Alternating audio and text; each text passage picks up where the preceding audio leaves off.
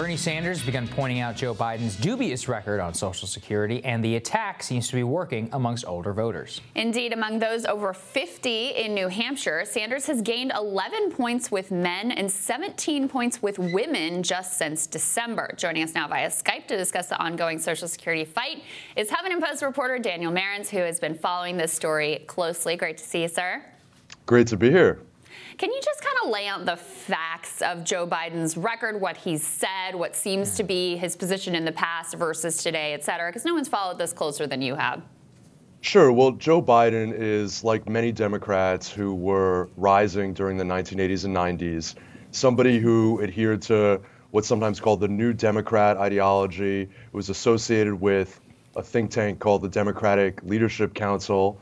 It heavily influenced Bill Clinton's presidency, and that was the idea that the Democratic Party needed to move away from sort of the New Deal, Great Society ideas about tackling corporate power and expanding the social welfare state, and toward more of a compromise with big business. And one of the key pillars of that sort of New Democrat, third way, Clintonian, in the UK it's called Blairite because it was influenced by Tony Blair, ideology, is this idea that the only way to achieve sort of fiscal balance going forward is to scale back the middle-class social insurance programs. And Republicans would generally propose doing that through some form of privatization in the case of Social Security. And Democrats, including Joe Biden, would do that through other sorts of benefit cuts, such as raising the retirement age, trimming the cost of living adjustment, or turning it into more of a means-tested program through the benefit formula. And so, Daniel, we've basically seen Biden come out and say that this is a lie, it's a distortion of his record. I mean, you've looked at his record now. What do you say? Well, it's definitely not a lie. I think that here's the thing. When we say that Biden has said it's a distortion of his record, he's seized on very technical aspects of things that the Sanders team has sometimes presented. So there's the case of remarks he made at Brookings, where it sounded like he was expressing sympathy for Paul Ryan, but then he sort of turns around and says, well, Paul Ryan wanted to privatize it. I never wanted to privatize it. And the video they released didn't have the full context. Here's the facts. In 1984, he supported a full-on spending freeze that would have affected every government program, including the ability for Social Security to continue to grow with inflation. In 1995, he voted for the balanced budget amendment to the Constitution, which only narrowly was defeated. It needed 2/3 majority in the Senate to pass. It was narrowly defeated. He was very proud of that vote. He boasted about it for years afterward. In 2007, he told an interviewer, Social Security benefits need to be on the table. And then, of course, during the Obama administration, just as Bill Clinton wanted to show his seriousness through welfare reform, Barack Obama wanted to show his seriousness by cutting Social Security's cost of living adjustment. And Biden was very much involved in those talks, those efforts to forge a grand bargain with the Republicans then controlling Congress. I think that's such a great point. You don't have to go back to the 90s, to find his comments on this. You can see his support for this idea even under the Obama administration.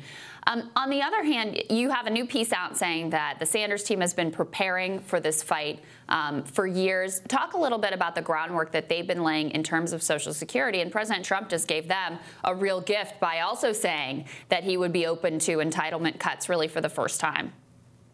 Yeah, well, it's very interesting. There were obviously there were two main responses on the broader center left and left when Donald Trump was elected president. There was sort of the liberal resistance crowd, which was just get Orange Cheeto Man out at all costs.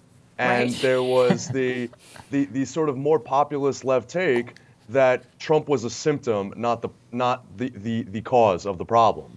And he was a symptom of a problem, which is something that you two both know very well from the way you cover politics on your show, which is disenchantment on both sides of the aisle with the political and economic establishment in this country. And Bernie Sanders very much came down in that latter camp. And a key part of his way of trying to hold Trump accountable for the way he billed himself and pitched himself to the American people was saying, I'm reminding you, Donald Trump, you promised not to cut Social Security, Medicare, and Medicaid. And at every juncture, I'm going to remind you of that when I think you're betraying that. Now, some you could say Sanders called him out on that in ways that you could argue are somewhat political. the repeal of the Affordable Care Act. Sanders sort of said, well, you said you're not going to cut social programs, and look, you're taking away health care here.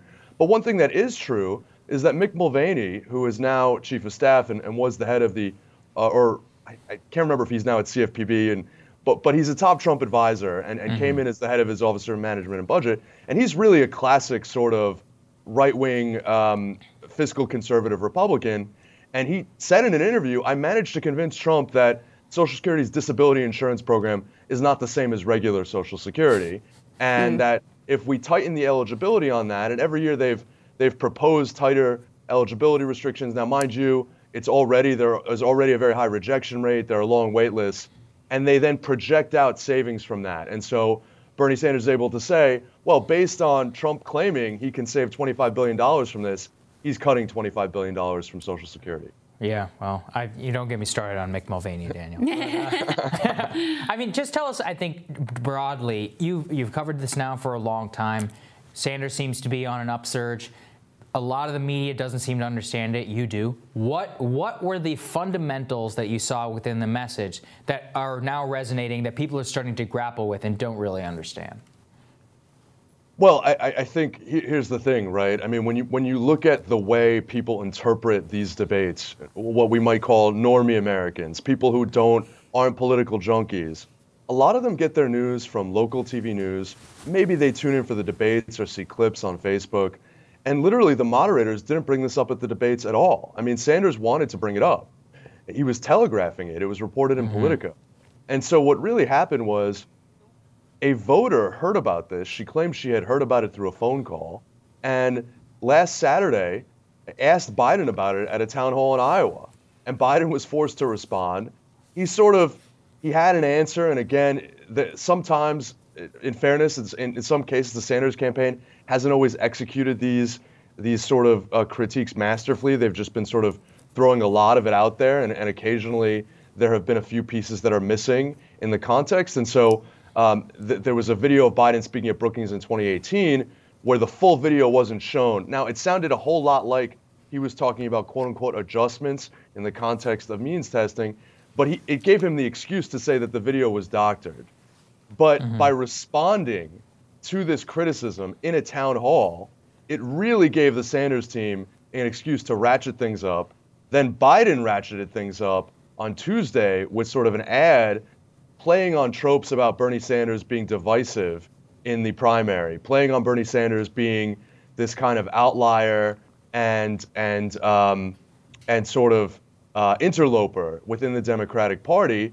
And Bernie then responded with sort of an ad. I mean, again, these were not paid ads. These were online. They were digital on social media, but with one sort of using Biden's own words against him and really playing that audio. At that point, the mainstream and national media have no choice but to cover what is an escalating fight. Right. And I still think that they're probably the most effective way for this to get through is still going to be in paid media, and we'll have to see how that plays out. Yeah, it's going to be interesting. Biden really opened the door for the Sanders team to take the gloves off when Bernie had just apologized, wrongly, I think, but to Biden for the corruption hit. And then right after that, they put out this very nasty piece on Twitter, and it's like, okay, well, I guess this is the game we're playing here. Yeah. But I think to Sagar's point, often the issues that get fixated on in the media are not what resonates with voters. Social Security is the top issue for seniors. It's the second most important issue for African Americans. The Iraq War vote has determined multiple presidents at this point. So, they may do well to cover those issues in a more fulsome way as we move forward. But we're really glad to have you on the show. Thank you, Daniel. Great first appearance. We'd love to have you back. Thank you, Daniel. Absolutely. Great to be here. Next on Rising, the head of the Clark County, Nevada Black Caucus explains why they're supporting Bernie Sanders. That's next.